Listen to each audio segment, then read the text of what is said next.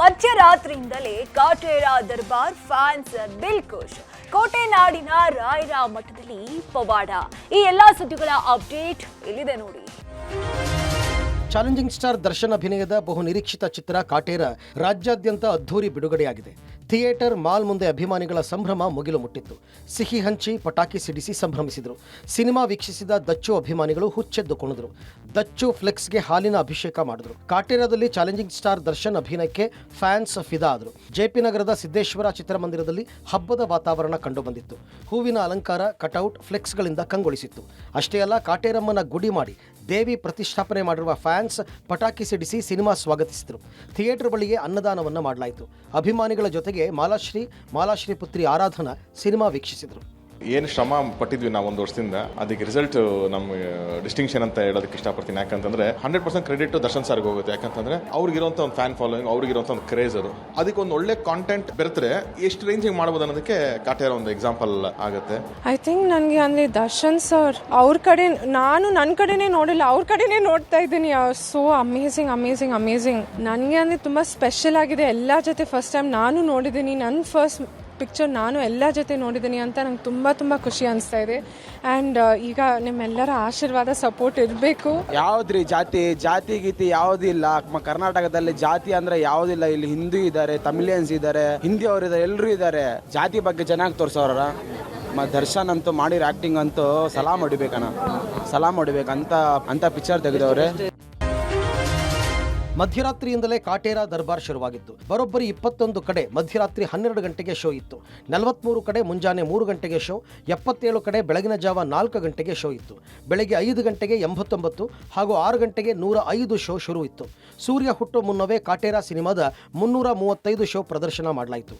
ಇದು ಕನ್ನಡ ಚಿತ್ರರಂಗದಲ್ಲಿ ಹೊಸ ದಾಖಲೆ ನಿರ್ಮಿಸಿದೆ. ಕಾಟೇರ ಇಡೀ ದಿನ 1600ಕ್ಕೂ ಹೆಚ್ಚು ಪ್ರದರ್ಶನವನ್ನು ಕಂಡಿದೆ. ಚಿತ್ರದುರ್ಗದಲ್ಲಿ ಚುಮ್ಮು ಚಳಿಯನ್ನು ಲೆಕ್ಕಿಸದೆ ಬೆಳ್ಳಂಬೆಳಿಗ್ಗೆ ಕಾಟೇರ ವೀಕ್ಷಿಸಲು ಟಾಕೀಸ್ಗೆ ಅಭಿಮಾನಿಗಳು ಲಗ್ಗೆ ಇಟ್ಟಿದ್ರು. ತುಮಕೂರು, ಧಾರವಾಡ, ಮಂಡ್ಯ, ದಾವಣಗೆರೆ ಸೇರಿದಂತೆ ರಾಜ್ಯಾದ್ಯಂತ ಕಾಟೇರ ಹವಾ ಜೋರಾಗಿತ್ತು. ಸಿನಿಮಾ ಸೂಪರ್ ಆಗಿದೆ. ಸೆಕೆಂಡ್ ಹಾಫ್ ಒಂದು ಬಾಸ್ ಎಂಟ್ರಿ ಸೂಪರ್ ಆಸಮ್ ಆಗಿದೆ. ಅದು ಯಾರು ಏನೇ ಹೇಳಿ, ಬಾಕ್ಸ್ ಆಫೀಸ್ ಸುಲ್ತಾನ್ ನಮ್ ದರ್ಶನ್. ಒಬ್ಬ ರೈತರ ಮಗನಾಗಿ ಹೇಳ್ತಾ ಇದ್ದೀನಿ, ಇವತ್ತು ಗ್ಯಾರಂಟಿ ಈ ಪಿಕ್ಚರ್ ನ ಎಲ್ಲಾ ರೈತರ ಮಕ್ಕಳು ಬಂದು ನೋಡ್ಬೇಕು. ಎಲ್ಲ ಜನಗಳು ಇವತ್ತು ಜಾತಿ ಹೊಡೆದಾಡ್ತಾ ಇರ್ತಾರೆ. ಆ ಜಾತಿ ಏನು ಅಂತ ಎಲ್ಲ ತೋರಿಸಿದ್ರೆ ಎಲ್ಲ ಒಂದೇ ಸಮಾನತೆ, ಎಲ್ಲರೂ ಅಣ್ತಂದಿದ್ರೆ ಬದುಕಬೇಕು.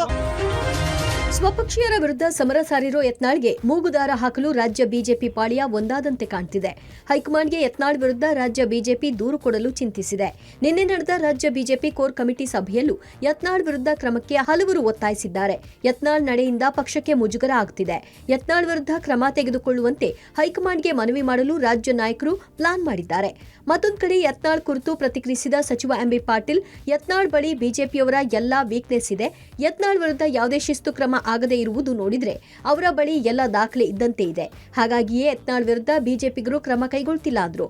ಅಲ್ಲದೆ ಕಳೆದ 5 ವರ್ಷಗಳಲ್ಲಿ ಯತ್ನಾಳ್ ಹೇಳಿದ್ದೆಲ್ಲ ಸತ್ಯವಾಗಿದೆ. ಅದಕ್ಕಾಗಿಯೇ ಬಿಜೆಪಿಯವರು ಹೆದರಿಕೊಂಡಿದ್ದಾರೆ ಎಂದಿದ್ದಾರೆ. ಕಾಲಿನ ಸ್ವಾಧೀನವಿಲ್ಲದೆ ವೀಲ್ಚೇರ್ನಲ್ಲಿ ಬಂದಿದ್ದ ಯುವತಿಯ ಕಾಲಿಗೆ ಶಕ್ತಿ ಬಂದು ಪ್ರದಕ್ಷಿಣೆ ಹಾಕಿರುವ ಪವಾಡ ಚಿತ್ರದುರ್ಗದ ರಾಘವೇಂದ್ರ ಸ್ವಾಮಿ ಮಠದಲ್ಲಿ ನಡೆದಿದೆ. ಬೆಂಗಳೂರು ನಗರದ ಯಲಹಂಕ ಮೂಲದ ಶ್ರೀಕಾಂತ್ ಹಾಗೂ ಅರುಣಾ ದಂಪತಿಗಳಿಗೆ ಸಾಗರ್ ಮತ್ತು ತೇಜಸ್ವಿನಿ ಎಂಬ ಮಕ್ಕಳಿದ್ದು, ಇಬ್ಬರು ಸಹ ಹುಟ್ಟಿನಿಂದಲೂ ವಿಕಲಚೇತನರಾಗಿದ್ರು. ಆದರೆ ನಿನ್ನೆ ಸಂಜೆ ಶಿವಮೊಗ್ಗದಿಂದ ಬೆಂಗಳೂರಿಗೆ ತೆರಳುತ್ತಾ ಇದ್ದ ಈ ಕುಟುಂಬ ಮಾರ್ಗ ಮಧ್ಯೆ ಚಿತ್ರದುರ್ಗದ ರಾಘವೇಂದ್ರ ಸ್ವಾಮಿ ಮಠಕ್ಕೆ ಭೇಟಿ ಕೊಟ್ಟಿತ್ತು. ಈ ವೇಳೆ ಅಚ್ಚರಿ ಎಂಬಂತೆ ದೊಡ್ಡ ಪವಾಡ ನಡೆದಿದೆ. ಕಾಲಿನ ಸ್ವಾಧೀನವಿಲ್ಲದ ಶ್ರೀಕಾಂತ್ ಪುತ್ರಿ ತೇಜಸ್ವಿನಿ ವೀಲ್ ಚೇರ್ನಲ್ಲಿ ರಾಯರ ಮಠಕ್ಕೆ ಬಂದಿದ್ದು ರಾಯರ ಧ್ಯಾನವನ್ನ ಮಾಡ್ತಾ ಇದ್ರು. ಯಾರ ಸಹಾಯವಿಲ್ಲದೆ ಒಬ್ರೇ ಪ್ರದಕ್ಷಿಣೆ ಕೂಡ ಹಾಕಿದ್ದಾರೆ. ನನ್ನ ಮಗನಿಗೆ ಬೈಕ್ ಬರ್ತಲ್ಲೇ ಅವ್ನು ನಡೀಲಿಕ್ಕೆ ಸಾಧ್ಯ ಇಲ್ಲ, ಕೈಕಾಲು ಎರಡು ಸ್ವಾಧೀನ ಇಲ್ಲ, ಆದ್ರೆ ಒಳ್ಳೆ ಬುದ್ಧಿವಂತ.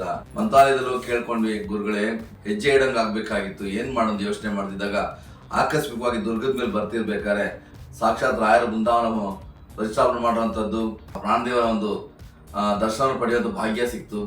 ಆ ಮಗು ಒಂದು ಪ್ರದಕ್ಷಿಣೆ ಮಾಡ್ಲಿಕ್ಕೆ ಹೋಗಿ 3 ಪ್ರದಕ್ಷಿಣೆ ಹಾಕಿ ಒಂದಿಷ್ಟು ಕಾಲು ನೋವಿಲ್ದಂಗೆ, ಯಾವುದೇ ವಾಂತಿನೂ ಆಗದಿರಂಗೆ ಅಂತ ಒಂದು ಮಗು 3 ಪ್ರದಕ್ಷಿಣೆ ಹಾಕಿ ಆ ಪ್ರಾಕಾರದಲ್ಲಿ ಪ್ರದಕ್ಷಿಣೆ ಹಾಕಿದಾಗ ಯಾವುದೇ ರೀತಿಯ ತೊಂದರೆ ಆಗದೆ ನೋಡಿ ನಮ್ಗೆ ನಿಜವಾದ ಆಶ್ಚರ್ಯಚಕಿತರಾಗ್ಬಿಟ್ವಿ ನಾವು.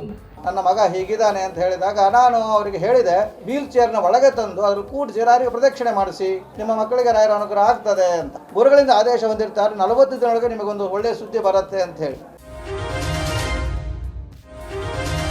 ಬಾಡೂಟ ಮಾಡಿ ಮನೆಯಲ್ಲಿದ್ದ ಕೋಟ್ಯಾಂತರ ಮೌಲ್ಯದ ಚಿನ್ನ ಮತ್ತು ಬೆಳ್ಳಿ ಹಣವನ್ನು ದೋಚಿದವನನ್ನ ಅರೆಸ್ಟ್ ಮಾಡಲಾಗಿದೆ. ಕೊಟ್ಟಿಗೆಪಾಳ್ಯ ನಿವಾಸಿ ಪವನ್ ಎಂಬಾತನನ್ನ ಪೊಲೀಸರು ಬಂಧಿಸಿದ್ದಾರೆ. ಸೆಪ್ಟೆಂಬರ್ 7ರಂದು ರೇವತಿ ಎಂಬುವರ ಮನೆಯಲ್ಲಿ ಕಳ್ಳತನ ನಡೆದಿತ್ತು. ಆಗಸ್ಟ್ ತಿಂಗಳಲ್ಲಿ ಮನೆಯಲ್ಲಿ ಪೂಜೆ ಮಾಡಿಸಿದ ರೇವತಿ ಸಂಬಂಧಿಕರಿಗೆ ಹಾಗೂ ಏರಿಯಾದಲ್ಲಿರುವ ಪರಿಚಯಸ್ಥರಿಗೆ ಮಾಂಸದ ಊಟವನ್ನು ಮಾಡಿಸಿದ್ರು. ಪೂಜೆಯ ವೇಳೆ ದೇವರಿಗೆ ಚಿನ್ನ ಬೆಳ್ಳಿಯಿಂದ ಅಲಂಕಾರ ಮಾಡಲಾಗಿತ್ತು. ಇದನ್ನೆಲ್ಲ ಗಮನಿಸಿದ ಪವನ್ ಮಾಸ್ಟರ್ ಪ್ಲಾನ್ ಮಾಡಿದ್ದ. ರೇವತಿ ಕುಟುಂಬ ಸೆಪ್ಟೆಂಬರ್ನಲ್ಲಿ ಮೈಸೂರಿಗೆ ತೆರಳಿರುವುದನ್ನು ಗಮನಿಸಿದ್ದ ಪವನ್ ಗೋಡೆ ಒಡೆದು ಕಿಟಕಿಯನ್ನ ಕಟ್ಟು ಮಾಡಿ ಮನೆಯನ್ನ ದರೋಡೆ ಮಾಡಿದ್ದ. ಸದ್ಯ ಬಂಧಿತರಿಂದ 17 ಕೆಜಿ ಬೆಳ್ಳಿ ಹಾಗೂ 400 ಗ್ರಾಂ ಚಿನ್ನವನ್ನು ವಶಕ್ಕೆ ಪಡೆಯಲಾಗಿದೆ. ಇನ್ನು ಸುಮಾರು 600ಕ್ಕೂ ಹೆಚ್ಚು ಗ್ರಾಂ ಚಿನ್ನ ಪತ್ತೆ ಮಾಡಬೇಕಿದೆ. ಪೊಲೀಸರ ವಿಚಾರಣೆಯ ವೇಳೆ ಆರೋಪಿಗಳು ಮೊಬೈಲ್ ಕಳವು ಮಾಡಿರುವುದು ಬೆಳಕಿಗೆ ಬಂದಿದೆ. ಆರೋಪಿಗಳಿಂದ 12 ಮೊಬೈಲ್ ಅನ್ನು ವಶಕ್ಕೆ ಪಡೆದು ವಿಚಾರಣೆ ಮುಂದುವರಿಸಲಾಗಿದೆ. ಕೋಲಾರ ಹಿರಿಯ ನೋಂದಣಾಧಿಕಾರಿಗಳ ಕಚೇರಿಗೆ ಬರುವ ಹಿರಿಯ ನಾಗರಿಕರ ಪರದಾಟ ಹೇಳತೀರದ್ದಾಗಿದೆ. ವೃದ್ಧರ ಪರಿಸ್ಥಿತಿ ದೇವರಿಗೆ ಪ್ರೀತಿ ಎನ್ನುವಂತಾಗಿದೆ. ತಾಲೂಕು ಕಚೇರಿಯ 2ನೇ ಮತ್ತು 3ನೇ ಮಹಡಿಗೆ ಲಿಫ್ಟ್ ವ್ಯವಸ್ಥೆ ಇಲ್ಲ. ಹೀಗಾಗಿ ವಯಸ್ಸಾದವರನ್ನ ಚೇರ್ ಮೇಲೆ ಕುಳ್ಳಿರಿಸಿ ಕರೆದೊಯ್ಯುವ ಪರಿಸ್ಥಿತಿ ನಿರ್ಮಾಣವಾಗಿದೆ. ಮಹಿಳೆಯರನ್ನ ಚೇರ್ ಮೇಲೆ ಕುಳ್ಳಿರಿಸಿ ಮೆಟ್ಟಿಲುಗಳ ಮೂಲಕ ಕರೆದೊಯ್ಯುವ ಸ್ಥಿತಿ ನೋಡಿದ್ರೆ ಎಂಥವರಿಗೂ ಮರುಕ ಹುಟ್ಟುತ್ತೆ. ತಾಲೂಕು ಕಚೇರಿಯ ಅವ್ಯವಸ್ಥೆ ವಿರುದ್ಧ ಎಲ್ಲೆಡೆ ಆಕ್ರೋಶ ವ್ಯಕ್ತವಾಗ್ತಾ ಇದೆ. ತಾಲೂಕು ಕಚೇರಿಯಲ್ಲಿ ಹೀಗಾಗಿರೋದು ಇದೇ ಮೊದಲಲ್ಲ. ಈ ಹಿಂದೆಯೂ ಸ್ಥಳಾಂತರಕ್ಕೆ ವಿರೋಧ ವ್ಯಕ್ತಪಡಿಸಿದ್ದ ಸಾರ್ವಜನಿಕರು ಆಕ್ರೋಶ ಹೊರಹಾಕಿದ್ರು. ಆದರೆ ಎಷ್ಟೇ ಮನವಿ ಮಾಡಿದರೂ ವೃದ್ಧರು ಹಾಗೂ ಅಂಗವಿಕಲರ ಪರದಾಟ ಮಾತ್ರ ಮುಂದುವರಿಯುತ್ತಲೇ ಇದೆ. ರಾಜ್ಯದ ಹಲವೆಡೆ ರಸ್ತೆ ಅಪಘಾತಕ್ಕೆ ಸಾವು ನೋವು ಸಂಭವಿಸಿದೆ. ಬೈಕ್ ಸ್ಕಿಡ್ ಆಗಿ ಬಿದ್ದು ಮಹಿಳೆ ಸಾವನ್ನಪ್ಪಿದ್ದು, ಓರ್ವ ಸವಾರನಿಗೆ ಗಂಭೀರ ಗಾಯವಾಗಿರುವ ಘಟನೆ ಯಾದಗಿರಿ ಜಿಲ್ಲೆ ಶಹಾಪುರ ತಾಲೂಕಿನ ಸಗರ ಗ್ರಾಮದ ಬಳಿ ನಡೆದಿದೆ. ಶಾರದಹಳ್ಳಿ ಗ್ರಾಮದ ಪಾರ್ವತಿ ಮೃತ ಮಹಿಳೆ. ಶರಣಪ್ಪ ಗಂಭೀರವಾಗಿ ಗಾಯಗೊಂಡ ಬೈಕ್ ಸವಾರ.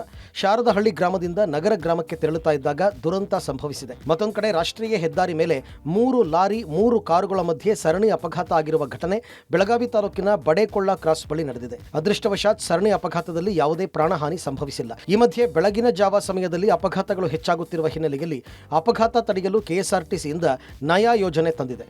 ಬೆಳಗ್ಗೆ 3 ರಿಂದ 4 ಗಂಟೆ ಸಮಯದಲ್ಲಿ ಆಕ್ಸಿಡೆಂಟ್ಗಳು ಹೆಚ್ಚಾಗ್ತಾ ಇದೆ. ಹೀಗಾಗಿ ಚಾಲಕರ ನಿದ್ರಾಹೀನತೆಯಿಂದ ಆಗ್ತಿರುವ ಅಪಘಾತ ಅಂತ ಥರ್ಮೋಫ್ಲಾಸ್ಕ್ಗಳನ್ನು ಖರೀದಿಸಲು ನಿರ್ಧಾರ ಮಾಡಲಾಗಿದೆ.